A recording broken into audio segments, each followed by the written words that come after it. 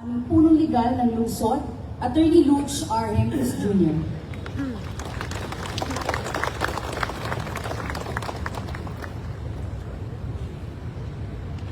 Sa ating alkalde, Mayor Francisco Isko Moreno Dumagoso, sa ating Vice Alkalde, Angela Day Chi Atienza, sa ating mga dinagalang na konsehal, bumubuo ng ating City Council of Manila, na aking dating tahanan, sa mga kapwa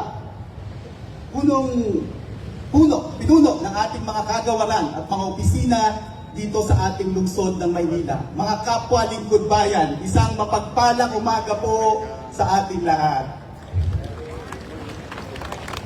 Guys, bago natin Ang opisina ng tanggapan ng tagapangasiwang legal ay marahil isa sa maliit na departamento ng ating lungsod. Binubuo lamang kami ng 18 abogado at mga 35 mga personnel. Kami po ang pangunahing inatasang magbigay ng legal na tulong at suporta sa lokal na pamahalaan para sa paghahatid ng mga pangunahing serbisyo sa publiko gaya ng mga sumusunod. Bilang legal na tagapayo ng lungsod, ang iba't ibang departamento at tanggapan ay maaaring humingi ng legal na opinyon, pagsusuri at paghahanda ng mga kontrata mula sa aming tanggapan batay sa mga umiiral na batas. Kaagapay din kami ng ating sangguniang panlungsod sa pagbabalangkas at pagsusuri ng mga ordinansa para sa kapakanang pampubliko at sa pagbuo ng mga plano at estratehiya sa pagpapatupad nito matapos maaprubahan ng lokal na punong ehekutibo. Ang aming tanggapan din po ang kumakatawan sa pamahalang lokal sa lahat ng aksyong sibil at mga espesyal na paglilitis kung saan ang isang opisina o sino mang opisyal nito sa kanyang opisyal na kapasidad ay isang partido. Kami rin po ang nagsasagawa ng investigasyon ng sino mang opisyal o empleyado ng pamahalang lungsod para sa kasong administratibo at magrekomenda ng angkop na aksyon sa ating punong lungsod. Mahalaga rin ang aming serbisyo sa pagbibigay ng libreng payo legal at nilalayo nitong bigyan ang mga Manilenyo ng posibleng kaluwagan sa kanilang mga legal na katanungan, pati na rin ang mga hakbang na maaari nilang gawin. Nitong Enero lamang, ipinagdiwang ng aming opisina ang ika-58 anibersaryo ng pagkakatatag nito. Sa research ko po kasi pala, sa charter ng City of Manila, nung wala pa ang City Legal Officer, ang City Fiscal po ang tagapayo ng lungsod. Okay? Siyempre, ang fiscal po, or City Prosecutor's Office, hindi po under sa City, under po yan sa Department of Justice. Okay? Higit sa 5 dekada na ang aming opisina sa pagtataguyod ng batas at katwiran sa ating lungsod. Ikinararangal ko ang lahat ng mga abogado at mga lingkod bayan na bumubuo ng aming tanggapan at isang pribilehyo na maging bahagi ng tanggapan ng tagapangasiwang legal ng ating lungsod. Maraming salamat po sa suporta at pagtitiwala. Sa libo-libong mga papel at dokumento na dumadaan sa aming opisina, ang pamumuno ng batas o rule of law at mabuting pamamahala, good governance, ay ang aming tanging sandigan, ang aming tunay na hilaga. Mga kaibigan, buwan na po ng Pebrero. So gusto ko na rin po kayong batiin itong buwan ng pagmamahal, sa simula ng buwan ng pagmamahal. Sana patuloy natin akapin ang ating mga tunay na hilaga. Kayo po ba natagpuan ninyo ang inyong mga tunay na hilaga? Nilaga lang. True North, sana po, kung hindi pa matagpuan nyo, kung natagpuan nyo na, patuloy natin akapin ang ating mga tunay na hilaga. Ngayon, lalo na ngayong buwan ng pag-ibig. Nilaga pala ka lang, nilaga. Nilaga na lang. At ngayon, sa isang tao na nagbibigay inspirasyon sa atin, sa kanyang pagmamahal, paglilingkod, at walang patid na pagtutok sa ating lungsod. Sa kanyang mabisa at mabilis na serbisyo at sa kanyang kakayahan na gumawa ng mga mahirap na desisyon, upang maunawaan ang pang-araw-araw na realidad ng ating mga mamamayan dito sa lungsod, magbigay ng kapanatagan sa kanilang buhay at pamumuno patungo sa isang mas ligtas, mas maliwanag at mas makabuluhang lungsod ng Maynila. Palakpakan po natin ang ating alkalde, ang nag-iisang Norme Francisco Isko Moreno Dumagoso.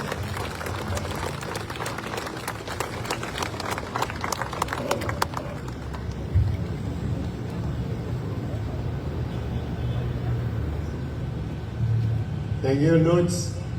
Palakpakan natin si Atty. Lutz sa sabi ng kanyang mga kasamahan.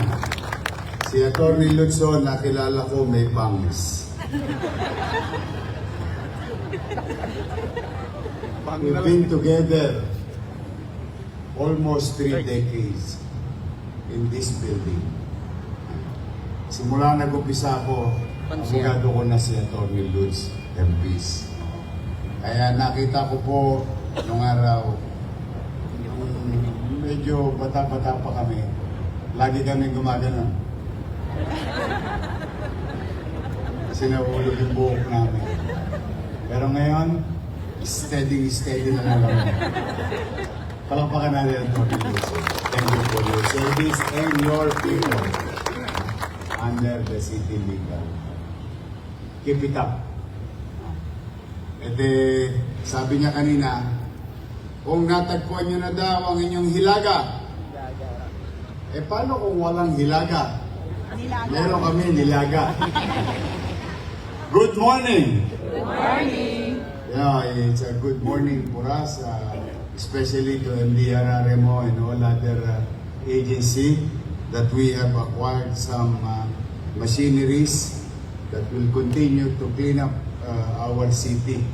To our Vice Mayor and the members of the City Council, to the department head, gusto ko rin i-welcome ang ating bagong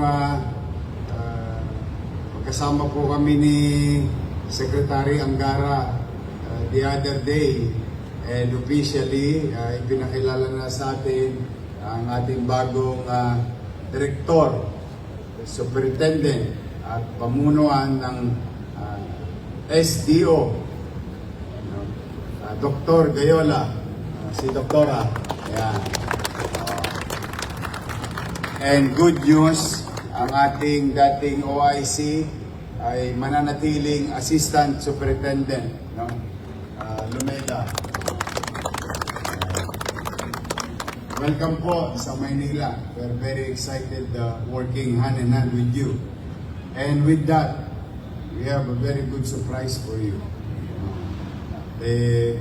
Alam po ninyo, pinipilit talaga natin na magbuti at mag-inam sa pinansyal na aspeto ng ating lungsod. And tama si Lutz. Totoo po yung sinabi niya. May mga bagay sa buhay leader na kailangan mong gawin dahil para sa kabubuti ng higit na nakakarami at pangmatagalan. You know, there are things in governance, what you call the immediate solution or immediate effect, katulad ng pan-aid.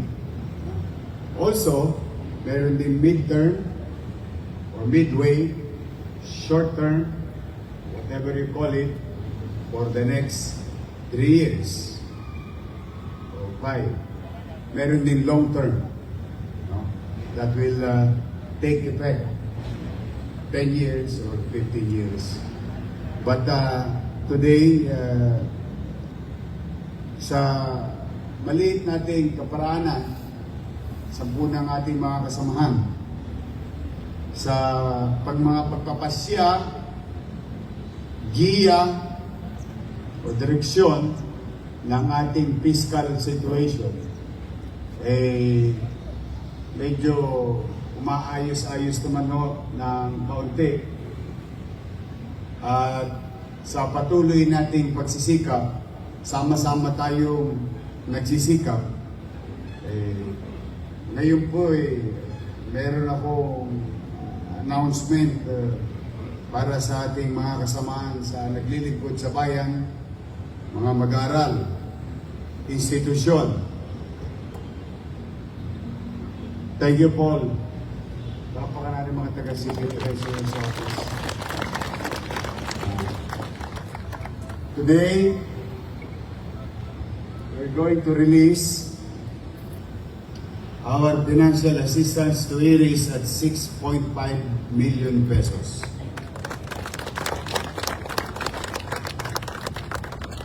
At siyempre, yung mga masisipag nating mag-aaral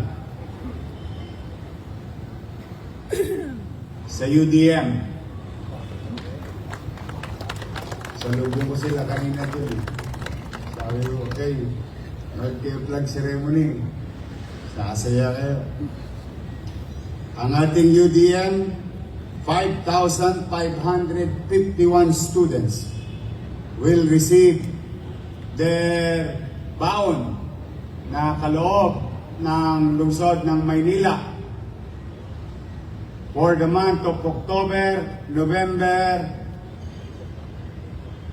of almost 11 million pesos.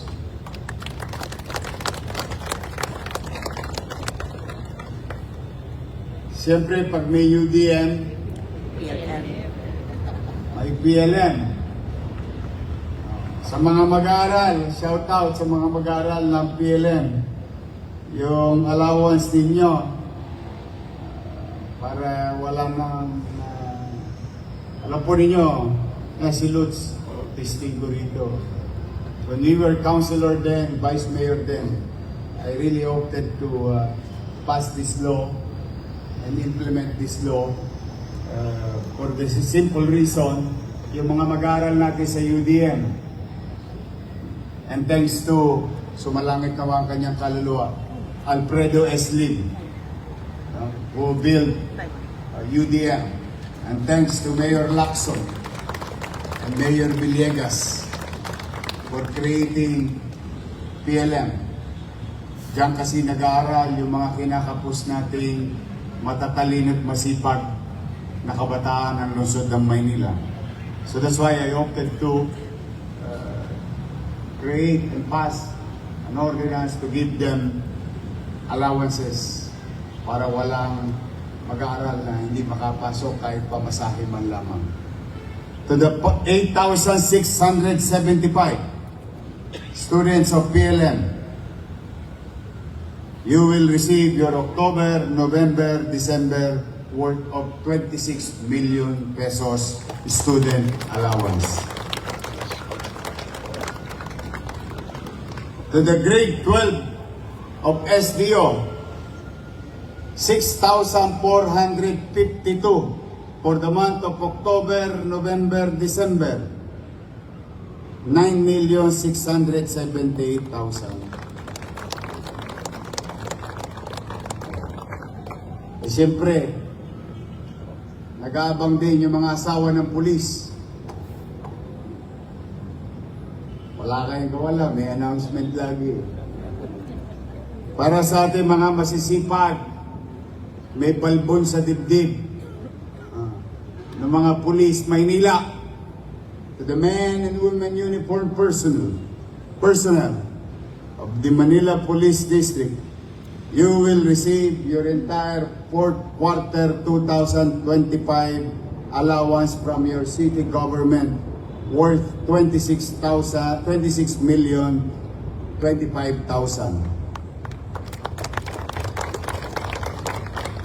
Umigit kumulang 4,000 yan na less po.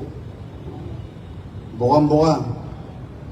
Bukang-buka ang akap sa inyo ng mga asawa nyo mamaya pag-uwi. To our partners in Manila Fire Department, you will receive your October, November, December, 387 of them. 2.7 million pesos. To the PDEA, you will receive your October, November, December. Pag nahuli ng pulis, Sok pa sa Oblo. Sa Oblo, may bantay. BJMP. 400 of you will receive your April, May, June 2025 for 3 million pesos. Kompleto na. Lespo, Pidea, Europire, MPD, PLM, UDM, IRIS. Tapos sa last week, yung 6 na quarter na obligasyon ng City of Manila in the past, nabigay na natin yung dalawa worth about 117 million pesos sa PLM para magkaroon sila ng breathing room because ang pera nila hanggang Marso na lang. So kailangan magbuti tayo para pagdating ng Abril, hindi na tayo mag-incur ng obligasyon sa kanila, updated tayo. To our almost 11,000 teachers in the city of Manila, 11,633, you will receive this week, October, November, December, worth 69 million pesos. Shout out sa mga teacher natin. Alam po ninyo, sa mga teacher natin, one of many, is a true-blooded product of public education system. Delpan, Tulungan Center. Kung alam nyo, kung inabot nyo na, yun yung God Andres Bonifacio Hospital ngayon. Dating Tulungan Center yun sa Delpan. Tapos Rosauro Almario Elementary School, Tondo High School. Sabi nila nung araw, lagi ako nalilito nung mga grade 1, grade 2 ko. Sabi nila, mababang paralan ng Rosauro Almario Elementary School. Sabi ko naman sa sarili ko, paano naging mababa, fifth floor? Now, I'm happy to put a smile to almost 26,000 individuals, students, enforcers, teachers, across this financial assistance being given by your city government. Palakpakan natin ang mga taxpayers of the city of Manila. And I'm also happy to share to you that we have answered, as of Friday, more than 19,000 letters of the people of Manila. Answered and addressed. Yung mga may kahilingan sa aking mga sumusulat na mamamayan ng lungsod. In just 7 months, 19,000 plus letters answered by your city government. And as I have been telling you, mga kasamahan ko naglilingkod sa bayan, na kinakabahan din kung may sweldo o wala, lalo na nung nakaraang 6 na buwan. Mukha namang hindi masyado tayong kakabahan itong 3 buwan na to, or what you call first quarter. But it's not only about savings, it's not only about efficiently spending and surgically addressing delivery of social services, creating short-term plan and building, and creating long-term plan and building it. Now, we're just not saying or stating our words. Pang laway-laway lang o pang-usog. Hindi. We create, we build. Non-stop. Simultaneously, address our fiscal situation. And I've been talking through the help of Paul and our consultants, talking to Land Bank of the Philippines and Development Bank of the Philippines for some, what you call, if I may put it in a right perspective, financial engineering. I'm happy to inform you, to each and every one of you and to the taxpayers of the City of Manila, that utilizing your persuasive power, utilizing your authority as the local chief executive, and whatever that we can utilize to persuade or inspire others to help us. And today, I'm happy to share to you, salamat to at napagbibigyan at napagbigyan yung mga idea natin on how to do or what you call kalikutin yung mga numero. And I officially signed, and by tomorrow it will be received by the City Council, the grant given to us by Land Bank and Development Bank of the Philippines. Una, nakadiskwento po tayo. Hagling ho ito talaga. Para ho itong rubber band. But I'm happy. And, with all humility before you, we have done it. In the next 3 years of our city, of our life, of the city government, I'm happy to share that we are going to generate 1.2 billion breathing room for our financial situation with regard to our relationship to DBP and Land Bank. May tuldok na. Ilang buwan ho yan. Nagpapanik-panawag kami ng mga laway, idea, konsepto. But today, officially, with all humility, it's done. So, anong ibig sabihin niya? Teka, nakasave si Yorme ng 1.2 billion. Hindi po yan savings.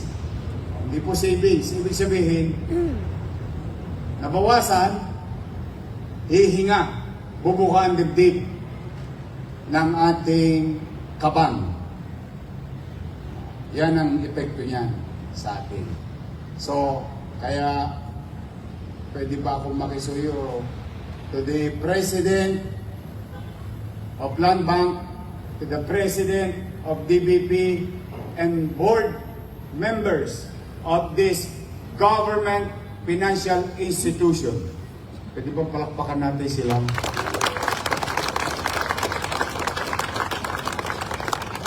Maraming salamat sa kanila. Kaya po, bilang panghuli,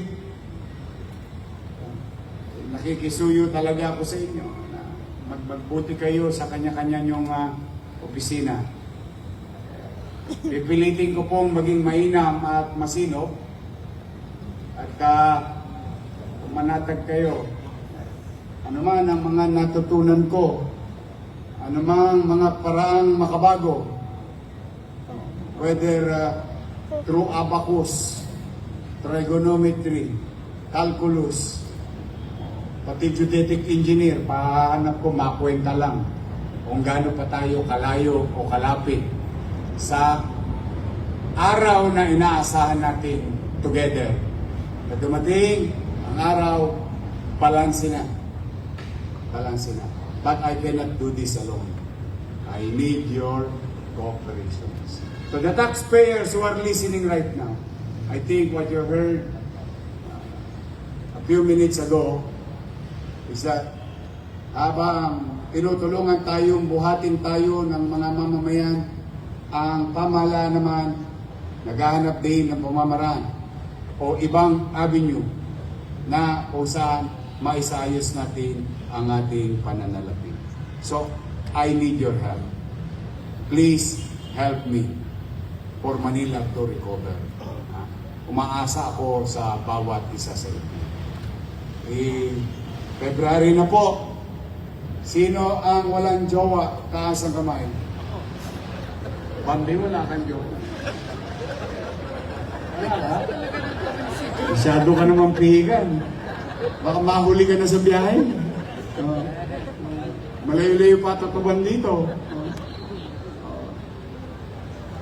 Yeah, February, araw ng mga puso. Manatili sana katulad na sinabi ni Atty. Lutz. Pagmamahal, hindi lang sa jowa. Pagmamahal, hindi lamang sa mga anak o pamilya. Lalo't pa tayo, mas mabigat sa atin kasi bahagi tayo ng pamahalaan. Patuloy natin iparamdam ang pagmamahal sa ating mga nasasakupang mga taga-lungsod ng Maynila. So, kaya sana habang minamahal ninyo ang inyong mga sarili, mahalin ninyo ang inyong trabaho, palagaan ninyo, at ipakita natin ang malasakit at pagmamahal sa bawat tao na pupunta sa atin. Magbabayad man, tutok din man ang obligasyon niya bilang mamamayan, o hihingi ng tulong. Any John Does and Mary who will go to our building and our respective offices, we must make her or him feel that they are being valued. Mahalaga sila. So muli sa inyong lahat, mag-iingat kayo. Isang linggong pag-ibig. Lunes, nang tayo'y magkakilala. At sana, pagdating ng linggo, ikikasal ko na kayo. Huwag kayo mag-iwalay. So, again, buong kababaang loob, I'm happy to say to you, the January thing give us a lot of breathing room. And hopefully, we can achieve the same on February. And I will continue to report and share to you our failure, our challenges, and little success along the way. You are always going to be part and informed on what's going on and where we are going every now and then. So, sa lahat ng mga kapwa ko lingkod bayan, I love you. O, araw ng mga puso. O, pakisabi mo nga sa wakali mo. Tingin ka sa kaliwa mo. Tingin ka sa kaliwa mo. I love you. I love you. Tingin ka sa kanan mo. I love you.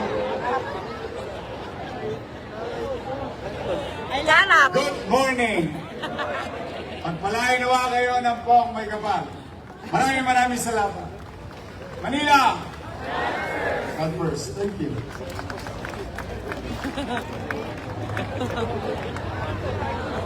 Okay.